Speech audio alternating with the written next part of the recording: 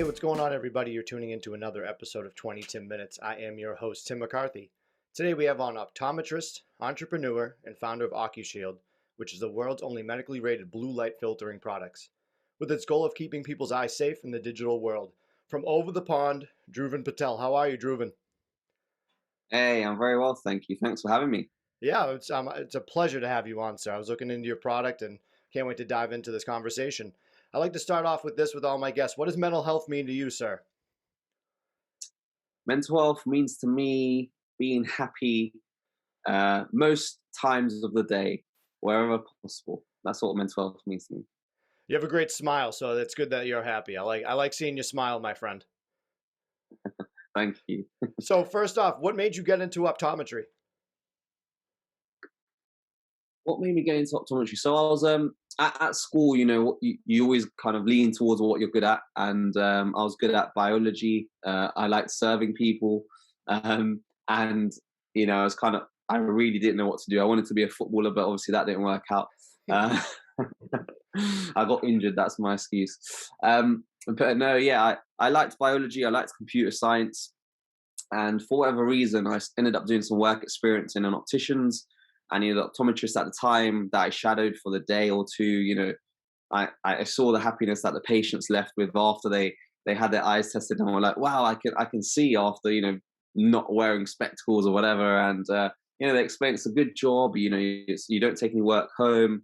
You have the opportunity to start your own business in optometry as well. And I thought, wow, it kind of ticks all the boxes that I had a kind of interest in. And I took the plunge to carve out my career to go towards becoming an optometrist. But yeah, it stemmed from really just doing that shadowing with that optometrist at the time at a chain here in the UK called Specsavers.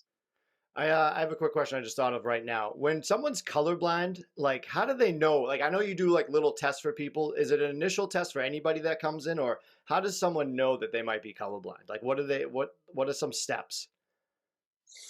So are you asking if someone thinks they might be colorblind? Like what are some steps to help them Yes. identify? Yeah, so one, it's really tricky because if you're colorblind, you're going to be used to that vision for the whole. It's very hard for someone to get acquired color blindness, right? They're very much so born with it. Yep. Most people are colorblind, so whatever's their normal is that they've been used to it for goddamn knows how long. So for them, you won't be able to tell them what's different from what. What they will realize is when people are saying, "Oh, look at the color of this," and then they say, "Hold on, that's not that color," right? They'll Yep. say, "Actually, that's a red, not a green," for example. Then they'll start, thinking there's something up there. So that's probably the biggest cue that they can realize is what their peers are saying when they're pointing out things. I always love those videos of people getting those corrective those glasses and they can start seeing color. That's always a tearjerker. Yeah, it's beautiful. It's beautiful. I mean, the way they work and how you're allowed to give something to someone that they never knew they had, and they're like, "Wow, this is what I've been kind of missing my whole life." Yeah, exactly. What are some facts on our eyes that people don't know about? Is there anything that like so the common person doesn't know about our eyes? Yeah, so there's a really interesting one. So, in our body, we have 11 million neurons, and actually 10 million of them exist in our eyes. So it's the area which has the most neurons in the body. And actually, at any given point, our brains are working half of the brain, so half of its capacity, it's usually 50 to 55%, any given minute, is working on deciphering information that's been taken or received by our eyes. Now, if you have a visual abnormality or your eyes aren't functioning well, your brain's going to have to work in overtime to decipher those light signals and turn them into images. So actually, if you think about it, yeah, your eyes could be causing a lot of could be making your brain work a lot harder than it needs to if you've not got the corrective things in place. For example, if you're not wearing glasses, or you've got too much blue light in your surroundings, you've got too much aberrations, etc. So yeah, the fun fact there is, yeah, your eyes are the ones that have the most neurons in the body out of any other organ or part. You learn something new every day. Now, great segue. What is blue light and why is it bad for us? So blue light is a type of light that's emitted from the sun, lighting around us and screens. It's part of the visible spectrum of light. So we've all learned in in science, right? You know, you've got ultraviolet light on the left-hand side, you've got visible light in the middle, and on the right-hand side, you've got radio waves, X-ray waves, etc. Now, ultraviolet light is obviously invisible. We can't see it, but we know we need to protect ourselves when we're sitting on the beach trying to get sun-kissed, golden tan. We know we've got to slap on some SPF. But what happens straight after ultraviolet light, which is 0 to 400 nanometers, you get into the visible spectrum of light. And as soon as you get out of the ultraviolet spectrum of light, you get into the visible spectrum, which is blue light. So from 400 to 500 nanometers comes blue light. Now, blue light is a short wavelength light. And what we mean by that is less of it is required to cause an impact to our eyes or our sleep or whatever blue light can impact our bodies on. And that blue light, it's been shown, and you know, you can use something called a spectrometer.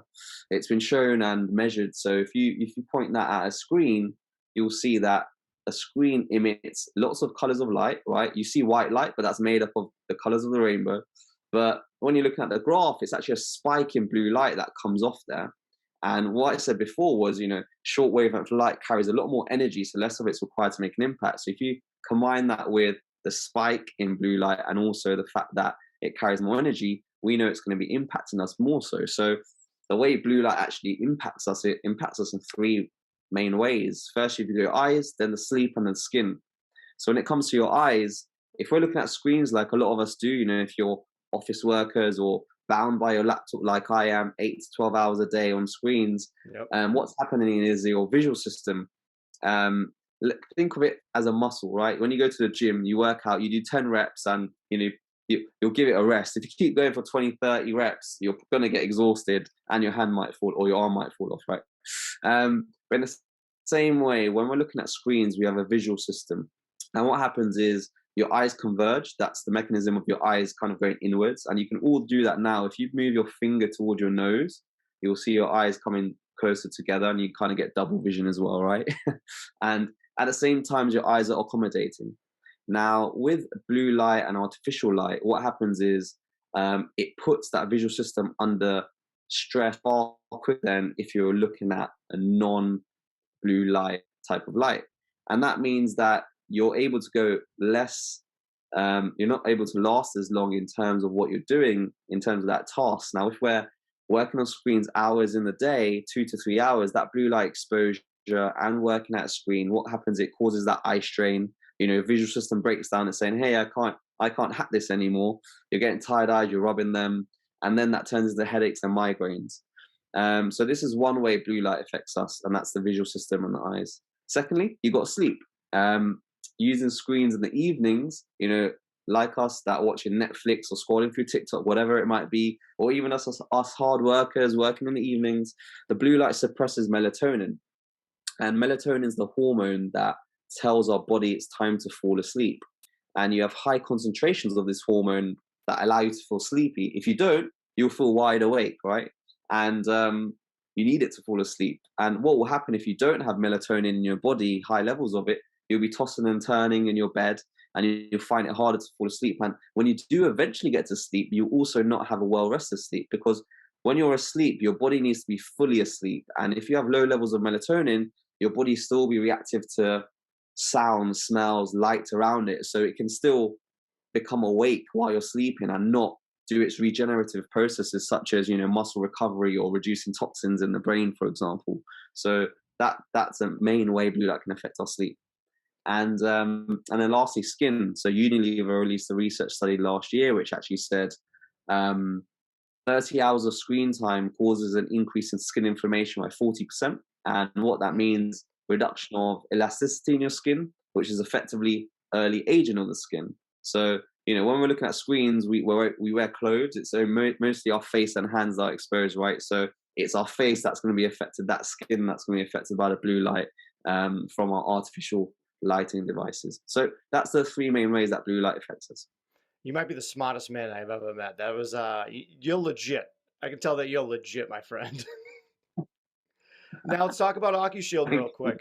Can you explain that, your little baby Ocushield? Yeah, sure. So when I was studying to become an optometrist, I did a research study on how blue light affects the eye's physiology, which is our eye structures and also our sleep and wake cycle, circadian rhythm. And from this was back in 2013 actually. And when I did it, I found that blue light, as I already said, it affects our eyes and sleep. And I was like, wow, this is massive. Because I've grown up with my mother always telling me looking at screens is bad for your eyes. But like, she never had a reason for it. She just said, don't, stay away, turn it off, whatever. Mothers So know I thought, best.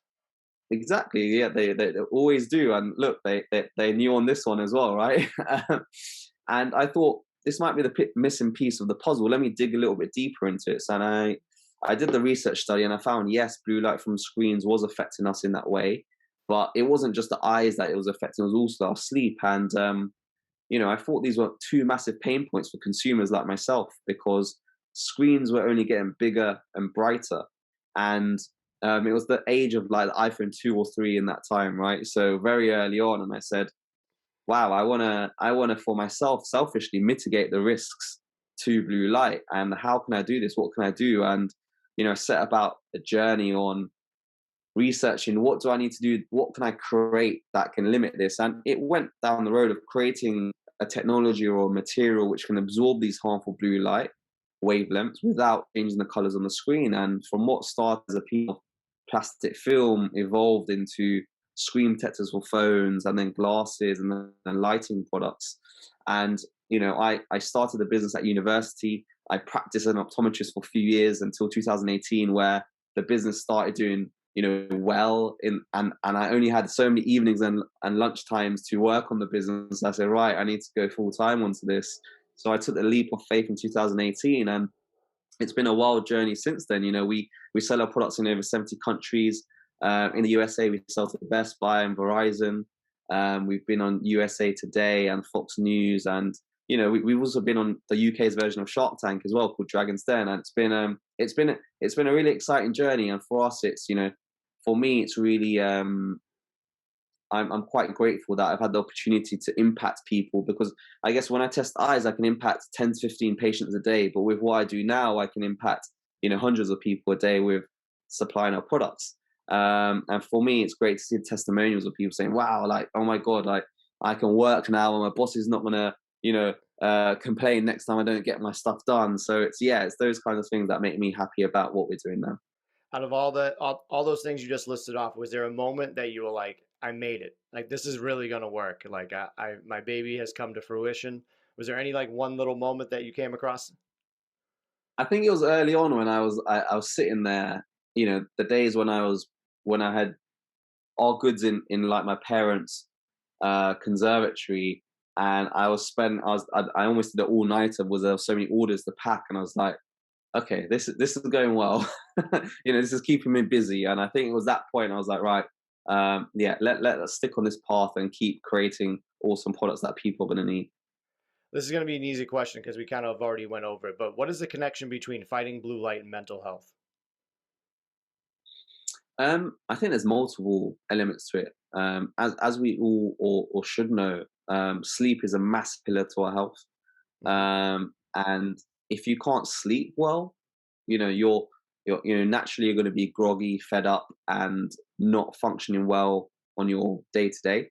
But it affects your cognitive ability, so it's your ability to work, but it also affects your health. If you're not sleeping well, your body is not going to be functioning well. So it's a real knock-on effect. So I think that's the most direct link I'd say blue light has to mental health. What else can people do to protect their eyes against blue light? Like you buy the Ocushield, but then what else can they do? Yeah, I mean, there's some really simple steps that you can do. So two things, right? One is brightness. You can immediately turn down the brightness on your devices. That reduces the intensity of the blue light, right? And that's simple, free. You don't have to worry about anything. Second, proximity. The length or the distance that you're using your screens at is another thing. So I always say arm's length away is the best distance, because you then have it at least 30 to 40 centimeters away, which again is reducing that intensity of blue light. So if you can do those two things, you're pretty well off. And then third, there is some software already on devices like night shift or night mode that limit blue light exposure. The reason why people choose Ocushield products is our products don't turn your screen to an ugly orange color, which a lot of people hate, right? You just turn it off because you're like, oh, I don't want to watch Netflix with everyone looking like an orange monster, you know. Yeah. um, so you also have that solution there as well. Now, might be a tough question because I was researching blue light myself before I got into this conversation. You obviously put in a lot of work researching and learning about blue light. What do you say to researchers stating that blue light lenses may have no effect at all against eye strain symptoms? Is it one of those things that does more good than harm having like Ocushield? Like what do you say to things like that when you read that? Yeah, I mean, the there's lots of conflicting research. It's a great space to be in because you've got research studies that come out that say, oh, it doesn't contribute towards eye strain, and then you've got research study which conclusively says, by using blue light blockers, we found that employees using the products beat eye strain. They were more engaged at work. Their behavioural functioning was better. If you look at the Applied Journal of Psychology, they ran a study last year with, I believe, 80 participants, and proved that blue light blockers help in those ways. So it's a tough one because you've got different professionals who may latch onto different studies and say they might read one paper and say, right, that's it, mine made up. I'm going to tell all my patients now that you don't need blue light blockers, right? But if you balance it up, if you count the clinical studies that have a pro benefit use for blue light blockers versus the negative sentiment, there's more pros out there than there are negative ones. And it's just unfortunate the way research is yeah, people latch on to the wrong one sometimes, and then it creates momentum of people thinking, oh God, you don't need this because there's this one study that says you don't need it. Did you hit any snags or setbacks along the way with Ocushield? Yeah, I mean, there's probably so many I'll probably forget to think of one, but it's always a roller coaster when you're creating something of your own. There's always, you've never done it before, right? So you're learning as you go along. From supply chain issues to, for example, in the pandemic, I think we get our products manufactured in South Korea and the Far East, and supply chain was all over the place. Where planes were grounded in the pandemic, you had to figure out how to get goods into your warehouses. That was challenging. You were paying 5 times more than you were before, and raw material costs were going in skyrocketing. So there's always challenges, and I think one of the biggest challenges for me personally has been, how do I separate myself from the business? I think let's talk about mental health. When you go down the journey of entrepreneurship, you need to separate yourself from being Ocushield. Like I can't be Ocushield. I am, but I can't be Ocushield because I need to be able to separate the two. And I am Dhruvin Patel, a separate entity to Ocushield, and actually doing that is pretty difficult because being in business, you think about it all the time, but being able to switch off is very important to say, actually, who are you outside of what you're doing? What is the proudest moment along your journey? It could be career, personal life, or Ocushield. What is the proudest moment? Proudest moment. It was probably when I got my family and friends together, and I mentioned we went on to the UK's version of Shark Tank, and I got to, I didn't see the program. At the same time as they saw it, I got to see my parents, smile and see me on the show. A show I've watched since growing up, and they saw that we conquered the investors, dragons on the show, the two biggest ones, and for them to be proud of what I did, I think for me as well was quite an achievement. I like the name of that. I don't know if I like Shark Tank more, or if I like Dragon's Den more. I like that and the alliteration. I like that, the double D. Um, what is next for Dhruvin Patel?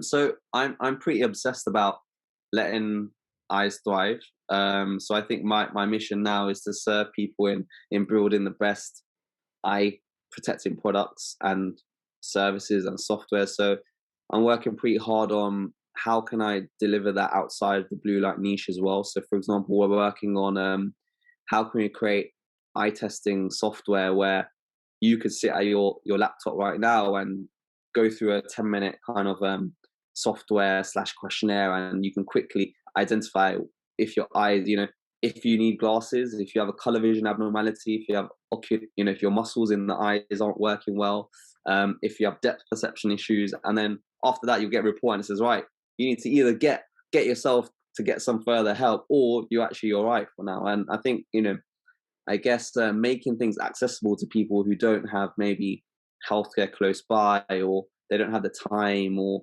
whatever it is, just making things like that, doing things like that to help people. So I think that's why I'm excited to be working. We're gonna finish up a little bit, but I like to ask my dumb questions, so this is a safe space now for me. Fact or myth? Eating carrots help your eyesight. It is it's always a technicality. I'm gonna say it's a fact, but I'll give you a caveat to this, right? Because they say carrots. What they used to say was carrots help you see. No, carrots will help you see in the night, right? It basically Yeah. cures night blindness. But it wasn't. What happened was in the World War. I think it was the British. They said to the Germans, they spread a rumor that said, "Oh, we can see all the planes in the sky at the night because we start eating carrots, and it's a cure for blindness or night blindness." And all the Germans, I think, started eating all the carrots because they thought, "Wow, it's this." But actually, the British just had a radar which obviously said there was planes in the sky. So that's the myth. That actually carrots do contribute towards the maintenance of normal vision. So carrots do play an important role, the vitamin A in carrots, but they're not going to allow you to see in the night. Like night blindness, it will not cure that.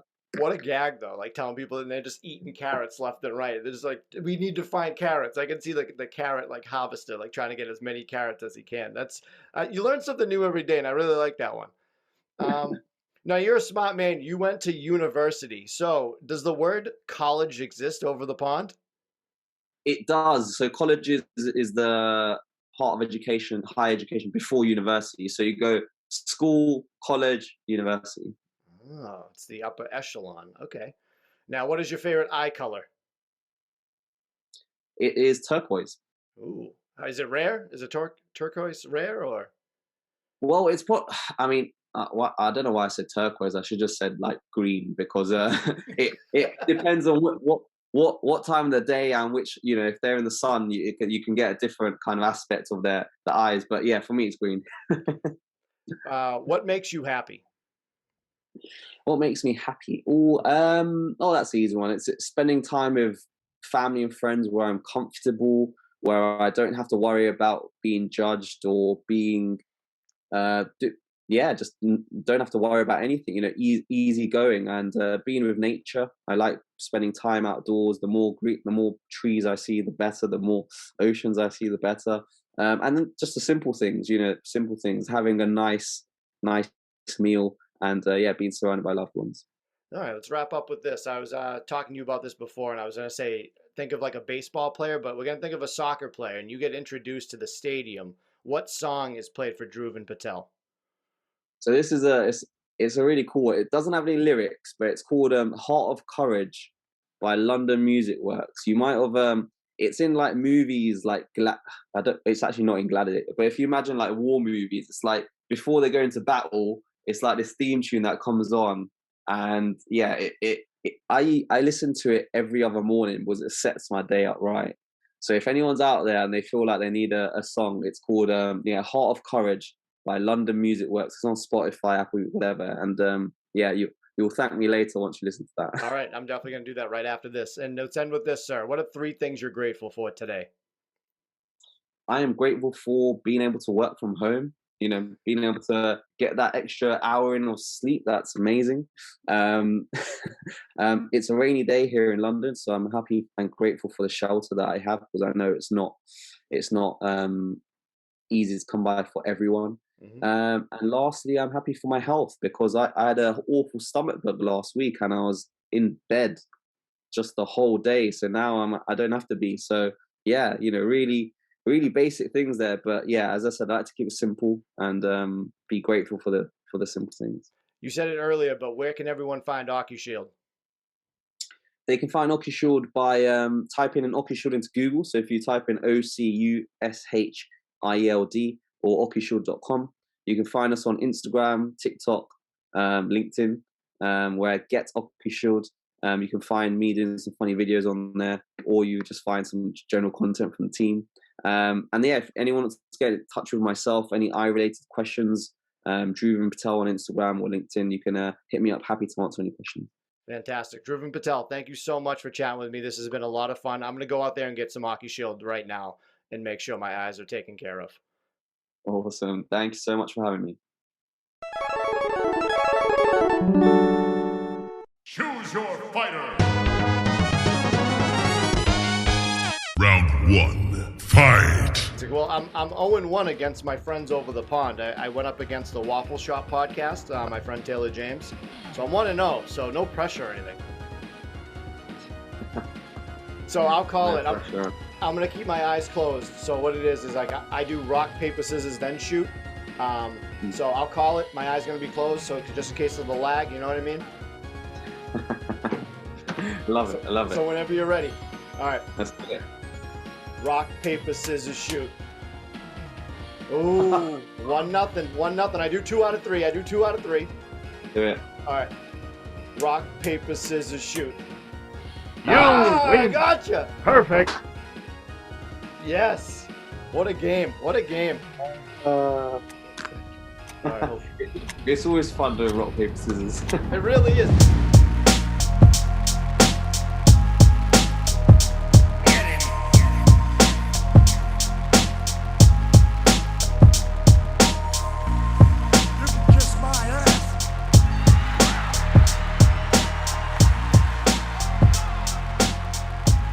This podcast is not intended to be a substitute for professional medical advice, diagnosis, or treatment. Always seek the advice of your physician or other qualified health provider with any questions you may have regarding a medical condition. If you are feeling suicidal, please dial 911.